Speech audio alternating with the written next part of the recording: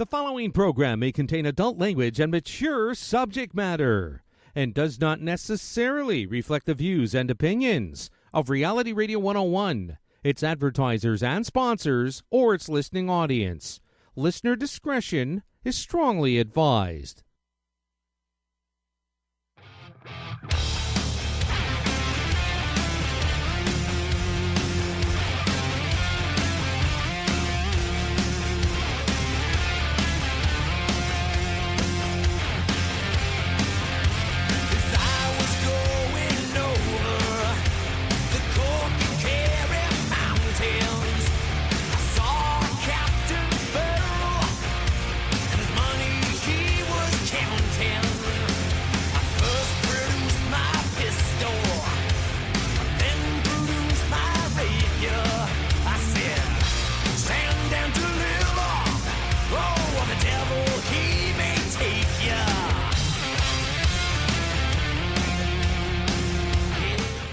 Good evening and welcome to Canadian Cigar Scene with your hosts Julian Luke and Kevin Newell, right here on Reality Radio 101. To contact the lads this evening, send them a studio email in studio101@gmail.com.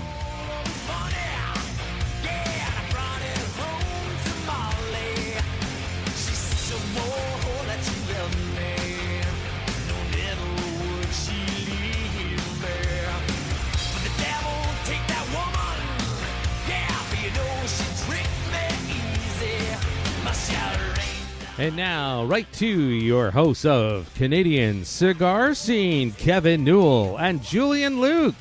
Hello, everybody, and welcome to another edition of Canadian Cigar Scene. I'm sitting here with my compadre dressed in his suit tonight, Julian. The lunch was important. I told you it was. I can't believe you wore your Bowmanville golf shirt, basically. Hey, you know, I didn't. It's the bank, you know. I mean, they got to impress us. We don't have to impress them. Well, that's true.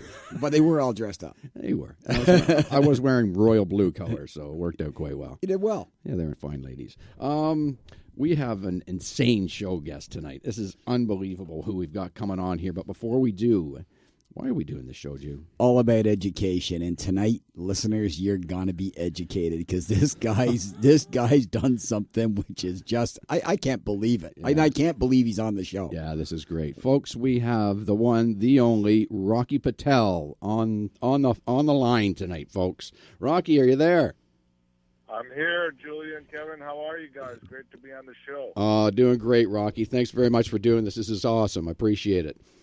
Now, we're going to get right into this stuff, Rocky. You've been a busy man, eh? I mean, you're always a busy guy, but there's some serious shit that's been going down lately, hasn't there?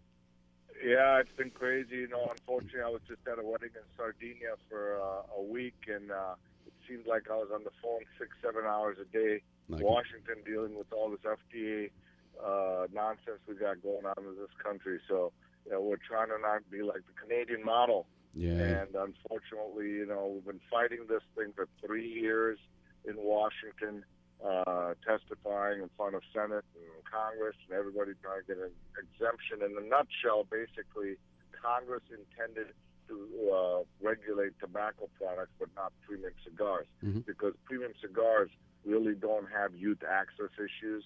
And that's what they were concerned with. They were also, you know, no real serious health studies to show that premium cigars are something that really are bad for your health, because most people are not addicted to them. You enjoy them like a luxury lifestyle product, like you do a fine glass of champagne, wine, or single malt scotch, all the above. Well, unfortunately, we became the unintended consequence of regulation, because the definition of a premium cigar under the United States tax code is so broad. It includes products like the Philly Blunts, the Swiss Sweets, or the blunt wrap that they use for grape and watermelon and all the other stuff that they put marijuana and whatever else that they do that's sold in 7-Eleven and Circle K that kids are smoking. So, unfortunately, we got tagged with those guys, you know, under the same regulation. So now we have to dig ourselves out of the hole and try to see if we can come up with the legislative exemption that we're still fighting for in Washington, with the narrow definition what a premium cigar really is, and or otherwise have a lawsuit. So it's unfortunate, but These are some pretty sad times. There's no more sampling allowed, for example, in the United States in a premium cigar. You can't go to a store. You can't try one before you buy a box.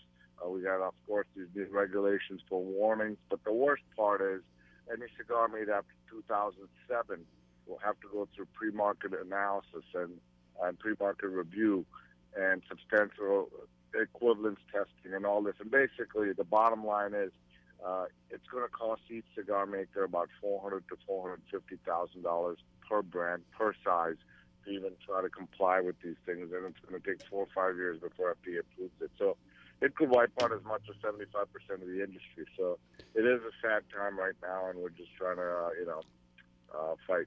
That is a lot for people to digest. I mean, you've told us so much and basically told us what's going on in a nutshell. But, I mean, it must be difficult for you. I'm just going to back up for a second here, and I'm gonna say, like, I mean, we've seen you down in the factory before and stuff like that, and it's, we were lucky to catch you at the factory, because it seems like nowadays you become more of a politician than you have had the ability to get down to the factory and see what's going on there. It seems ridiculous that you can't.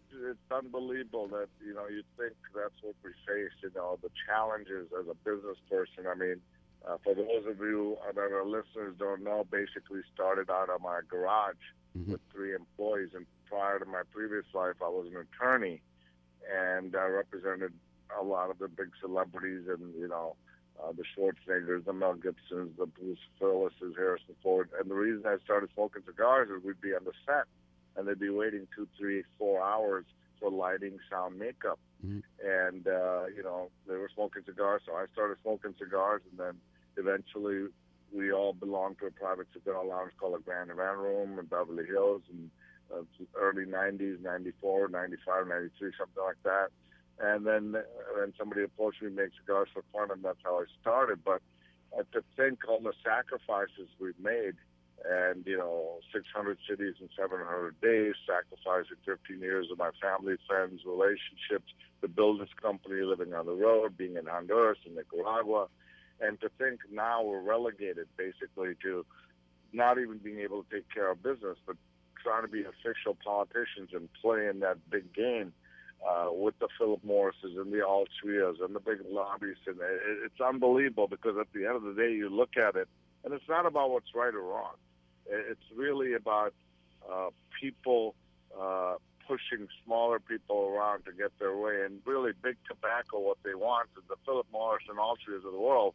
They want to wipe out everybody, and they basically want the strictest regulations out there, because Marlboro and Marlboro Light will be the only ones that survive. And that's their philosophy. And a lot of this regulation is being pushed forward by the big cigarette companies.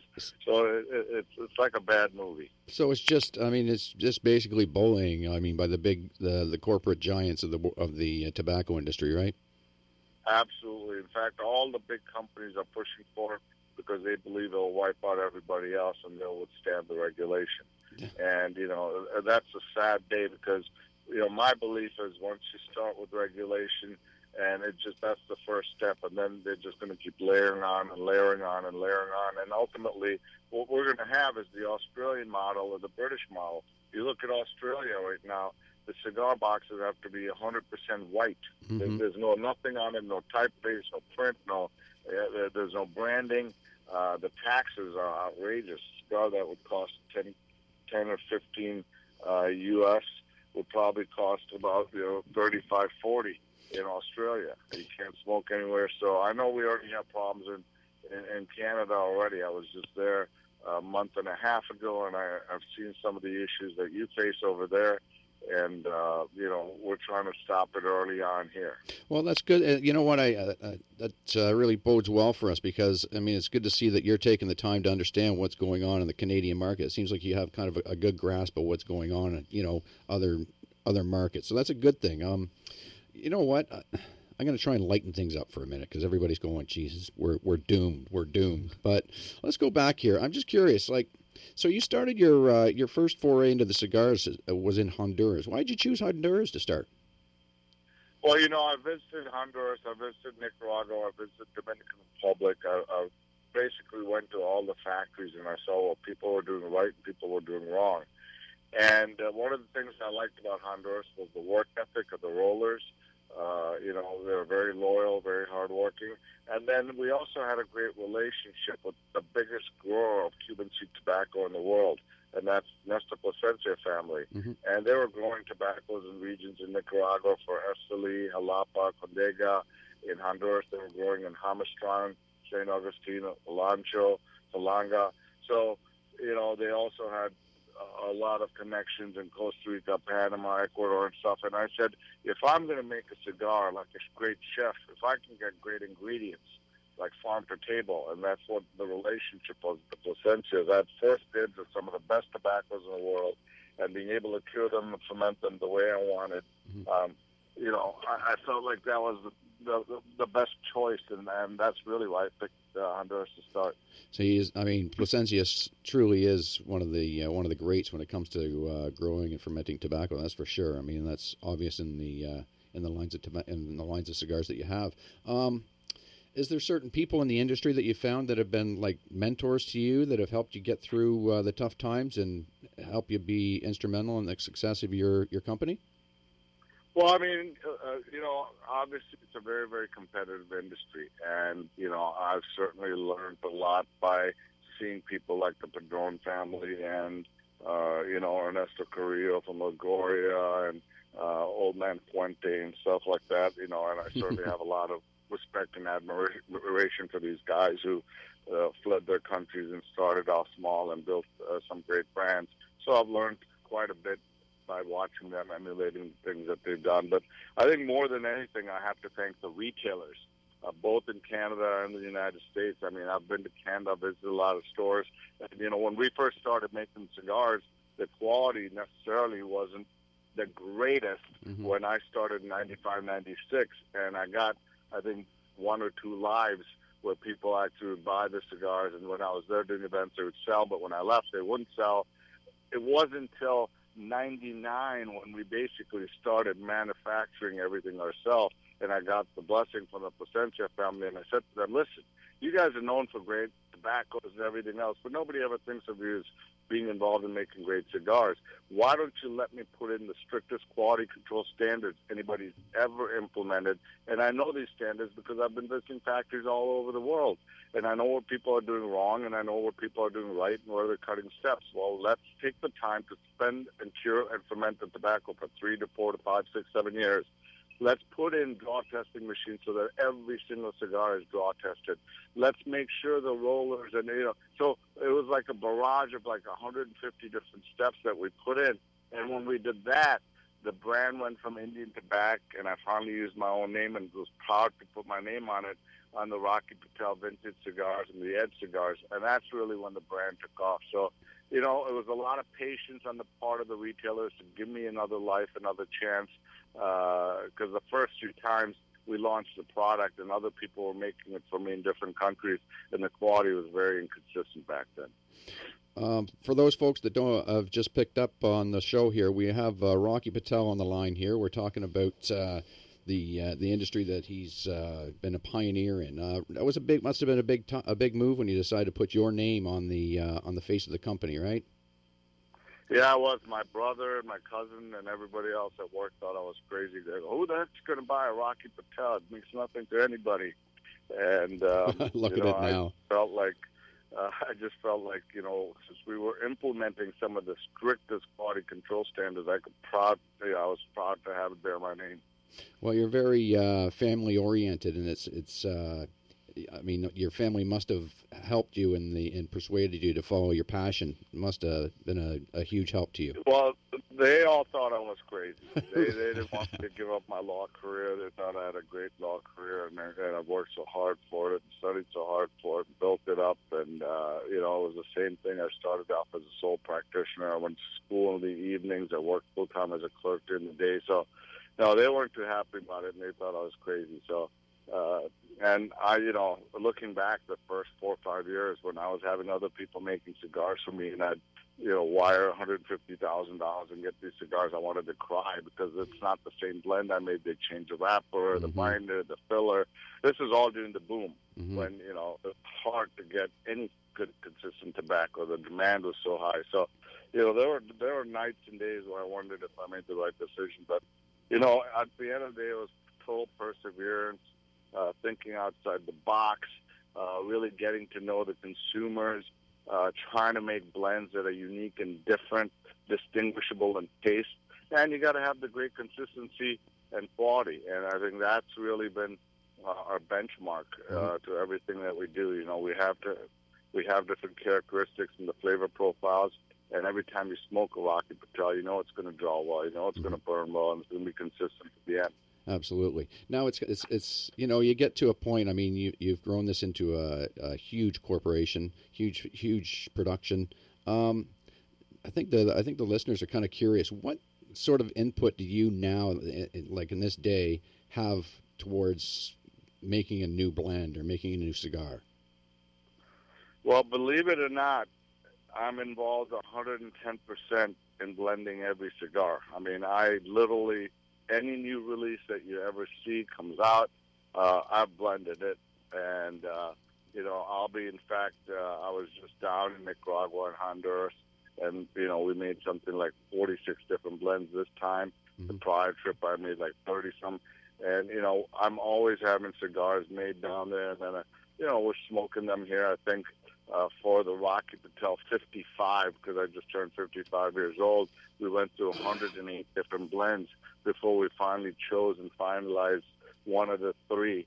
And then, you make the cigars there. They taste a certain way in Nicaragua. Then you bring them up. They taste different. Then they change based on the size. So you keep smoking them, and it's tough to finalize the last three because they're all so good, And so at that point, then I get to my family involved, and I get some of the other guys in the office who have a good palate involved, and then they start smoking them too. But it all starts from ground zero with me making the blends. I just trust my palate. I always have, and of course, if somebody were to make a great blend and introduce it to me, I'd be more than happy to appreciate it. That's amazing to think that you have full input into this whole thing, and that's great to hear. I mean, give people an idea of what a year in the world of Rocky Patel yourself would be. How many events do you do a year? Quite a few. I mean, at least a few hundred. The problem now obviously has been that as much time as I spend on events, I've kind of dedicated a lot of that time in Washington, D.C. to fight all this regulation. So that makes it a little difficult. But certainly, we are very, very much involved in the farms, in the factory, in the curing, and the fermentation, and all the steps down there. Because if you lose focus of one step along the way, you can have problems with the cigars. And I truly believe that the market right now in the United States, in Canada, is so sophisticated. The consumer really knows the cigars, and you can't miss that stride because they know when a blend is off a little bit. They know when the wrapper color is not the same. We get the emails, so we try to really, really stay on top of all the issues that pertain to quality control. Yeah, we had the pleasure of actually meeting up with you and having a cigar when we were in Cuba. That was down at the Partagas factory, which was quite nice. That was my first time too. That was classic. We go into the Partagas factory in Havana and go into the VIP lounge to sit and have a cigar. And who's sitting in there but Rocky? It's just classic to sit down there. I saw you handing out your cigars to all the people. I think the one thing that always sticks in my mind is the one of the gentlemen that was working behind the counter ringing people in. You handed him a handful of Rocky Patels. I think he had like a Cohiba Siglo 6 in his mouth. He threw it in the ashtray and grabbed your cigar, cut it and lit it and started puffing on it. I was like, wow, these guys are they're hungry for your stuff. Fun, it was fun for me. It was my first trip to Havana. I was shocked to see the lack of quality control and stuff at the factories and stuff, and how little they ferment the tobacco, 90 days as opposed to 3 to 4 years for some of the stuff that we work on. But it was a great trip. And of course, our good friend Hamlet Palavis, who now we have a brand with, who actually crossed from Canada into the U.S. now works with us, and he was the all-star ambassador for the Cubans for a long time, and worked out of the Partagas shop also down there. And congratulations on that. He had a lot of friends down there that we all met. Yeah, congratulations on the 90 rating in CA as well for the Solomon.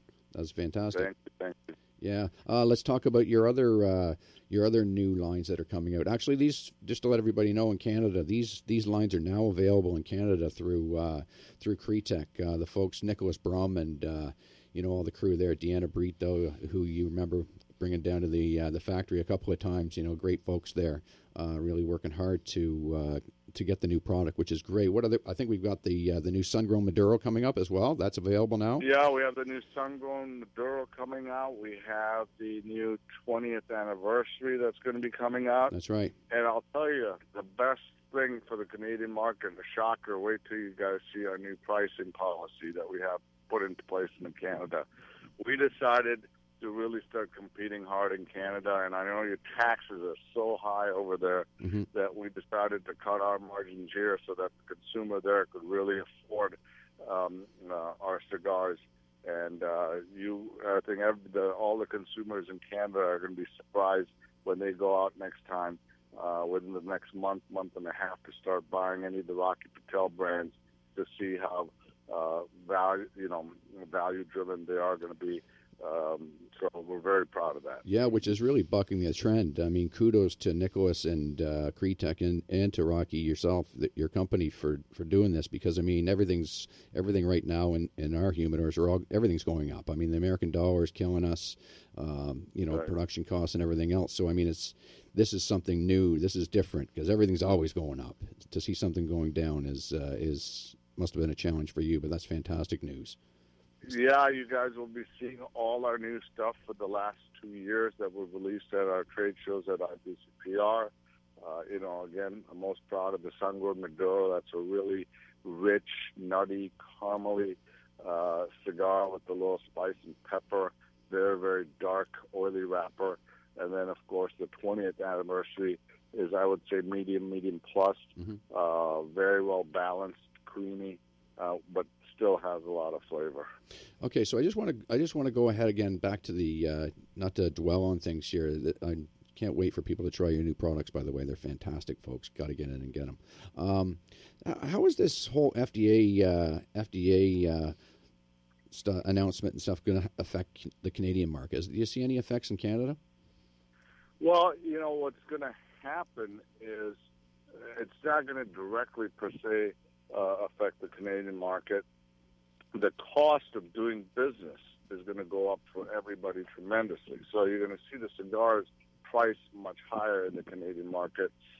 Some of it will be implemented starting August 9th of this year. Other rules will start at the end of this year. Other rules get promulgated in May and March of 2017.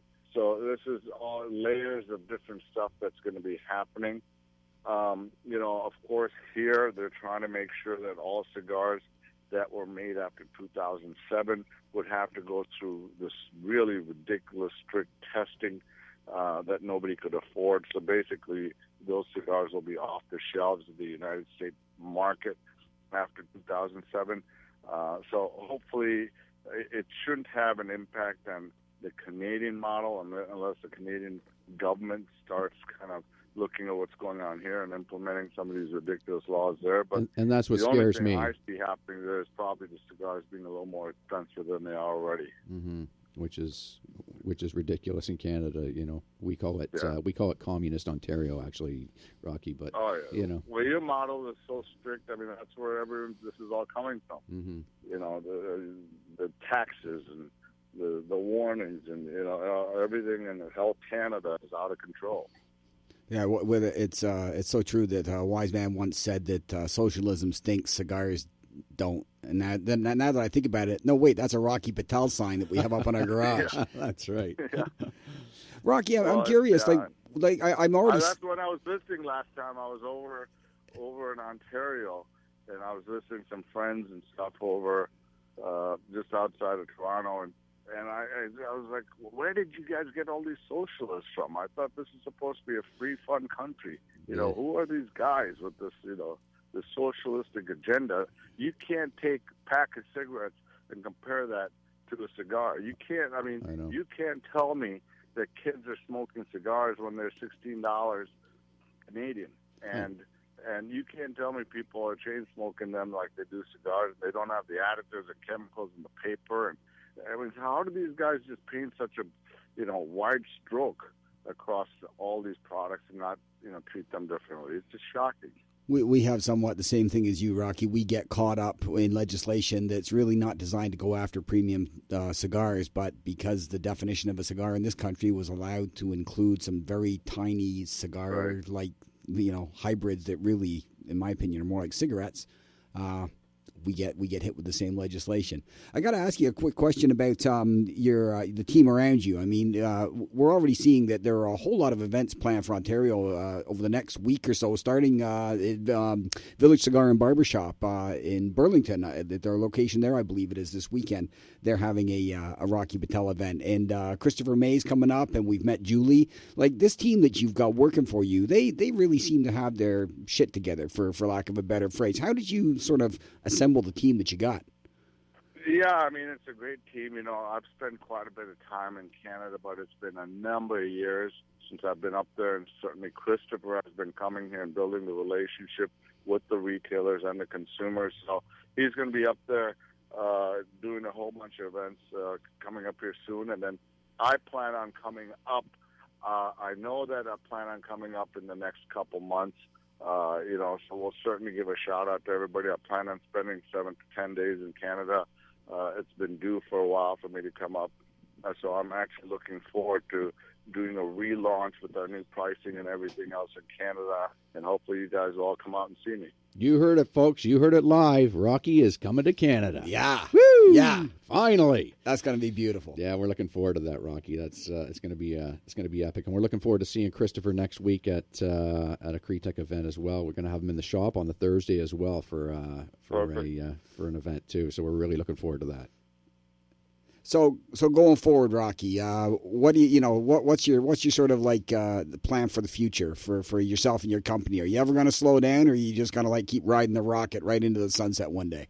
No, listen, obviously I like to slow things down a little bit, and I still enjoy this business very, very much. I'll be out there doing events, doing promotions, spending time at the factories. Having people come visit us at our factories and all that. I think if we can get some of this regulation behind us, we could actually spend quality time conducting our work. And then, I'd also like to enjoy myself, fishing, cooking, working out, relaxing, hopefully settle down one day. So, that would be the plan. We're working on opening several more burns, which is our cigar lounge that we have in Naples, Florida. We have one going up in Indianapolis, one going up in Pittsburgh, and we have plans for a few more, just to promote the lifestyle, beauty, and art of cigar smoking. I think for those of you who've never been to Burn, it's very, very unique and different than a typical cigar lounge. It's very cool, folks. We want to bring new people to show them that cigar smoking is fun, it's adventurous, it's neat. It can be high energy. It doesn't have to be a bunch of old guys sitting around with dark walls and cherry leather and sipping scotch. Well, just let people know here, if you've ever been to the IPCPR and seen the Rocky Patel booth, oh my God, that's all I've got to say. Oh my God, it is high energy. Let me tell you, especially when Rocky starts to play. Rocky playing the drums, look out. Well, Rocky, you know what? I can't thank you enough for taking this time out of your busy schedule to talk to the folks in Canada and around the world. It's been enlightening, and it's been just a pleasure to have you as our guest host. My pleasure, guys. Thanks for having me on, and take care of yourselves. And I look forward to seeing you up in Canada soon. Absolutely, and we'll see you in Vegas. All right, take care. All right, Bye-bye. Thanks again, Rock. Bye-bye. Thank you. Wow, there you go, folks. Rocky Patel. What a a lot of stuff on the go, eh? Oh, man, it's amazing. I don't know how he finds time to tie his shoes, let alone do like 300 events a year. But at least he's noticing liberalism's a mental I was waiting for you to cut You in don't there. know how I want it. And you know what? He knows that, and he's a gentleman, and he's saying socialistic, which a socialistic society is also a liberal society, and they're ruining the world, these people. They're trying to put too many laws, rules, stipulations, especially with what you gentlemen do for a living, a profession. It's ridiculous. A legal product, right? Yeah, man. Yeah, I know. We when we met with the bankers today, we were telling them that it's illegal for us to give matches away. Now, you can give matches to somebody, but because we're a tobacconist, if we give matches away, we're encouraging people to smoke. So it's illegal for us to give matches away. Yeah, you think now somebody's got to make that law, and then somebody's got to enforce that law. And you think to yourself, we've got hunger. The people up in Fort McMurray all got stomach flu. All this news, and they're focusing on this stuff. So we got bigger fish. It makes no sense. But we got bigger fish to fry, too. Absolutely. Here we go, folks. Victory Cigars events. Get a pencil to jot these down because there's lots of them this week. Here we go, folks. You ready? We have feature cigar sampler pack in our shop right now that we are donating every 4-pack of cigars that we sell. We are donating $5 to the Red Cross efforts in Fort McMurray. So come on in and help out for those folks out there in Fort McMurray. They need our help, damn straight. We got Joe Bondi coming in on Saturday, 11 till 4. We're doing a fantastic event. So drop into the shop. It's going to be great. Next Wednesday, May 18th, we have a few tickets left for this. It's called Cigar Night Under the Stars. It's going to be basically what it boils down to is $100, 10 cigars, boom. You get a travel humidor, some drinks, hors d'oeuvres, plus you get to meet Christopher May, Christian Roja, Tom Lazuka, Marcus Ratty, and JT from Davidoff. Yes. Yeah, so that's going to be that's in Etobicoke.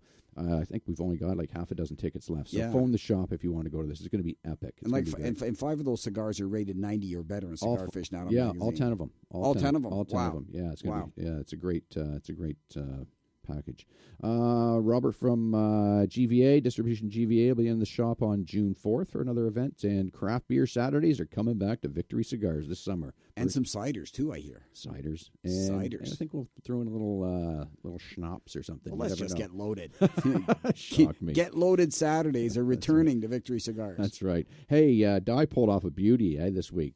We call her the bearded lady. So that's my wife. Terms of endearment. That's right. I'm a dead man, but anyways, she actually pulled this one off from the Mammoth Beard Oil Company. They have a new beard oil called Sex and Cigars. It's a limited edition bottle of little bottle of beard oil. It's numbered bottles. Wow, I mean, what a great concept! Right up our alley. What a great concept! That's right. We got the new rum glasses in, plus decanters with skulls inside them. Our featured tobacco this week is for the pipe smoker is called Pure Pleasure. Get in and check that out. And Kubita Coffee is back in stock, people. And we got lots of things happening out in the rest of the cigar scene, okay? So May 14th, this Saturday, Village Cigar in Burlington is going to be having a Rocky Patel cigar event with the Macallan Scotch whiskey. So going to be a really good day, and the weather forecast, I think, looks fantastic. So go see Jerry and Ryan out in Burlington this Saturday. Also, shout out to those guys because on May 28th, Village Cigar Company is celebrating 1 year at the Oakville location, so congrats on that. Mm-hmm. Next week, so Kevin's already mentioned the 18th about the Cigar Night Under the Stars event. On the 19th, Christopher May is going to be at Victory Cigars in Oshawa. So for those of you that can't make it to Etobicoke and are in the Durham region, you're going to have lots of opportunity to come and see him. 2 till 8. 2 till 8. Beautiful. June 7th, Walper Tobacco in Kitchener is celebrating 125 years, and also the Cigar Studio. Our dear friend Jerry Hartman is celebrating 20 years this year in Toronto on June 16th. And lastly, if you're out west in Saskatoon, shout out to the folks at Captain's Den Tobacconists. They're in the Market Mall near the Safeway entrance at 2325 Preston Avenue. If you're going to be traveling to Saskatoon, check out Captain's Den Tobacconists for your cigars. They got lots of cigars, pipes, and accessories. They're open 7 days a week, and on the World Wide Web, you can get them at captainsden.biz. Running back to Saskatoon. Absolutely. Yeah. Hey, next week's guest is going to be David Blanco from Blanco Cigars. I did email Jerry and Ryan because originally we had scheduled to have them, so I dearly hope that those gentlemen aren't hearing this on the air right now for the first time because guys. they're going to kill me. We screwed up big time. Sorry, you screwed up big time. I'll fall on my sword for this one. Yeah, that's not good, Jew, but hey. All right. Sorry, folks. Wow, what a show, eh? We ought to let George get his stuff in here. That's right. It's time for George, the Atomic Ballroom is going to George. explode. That's right. Don't forget us Facebook, Twitter, Instagram, radio at victorycigars.ca if you want to send us an email. Keep them coming in. We're going to do an email, answer some emails in a couple of weeks, okay? Thanks, everybody, for listening to Canadian Cigar Scene on realityradio101.com. It is now time to have a cigar.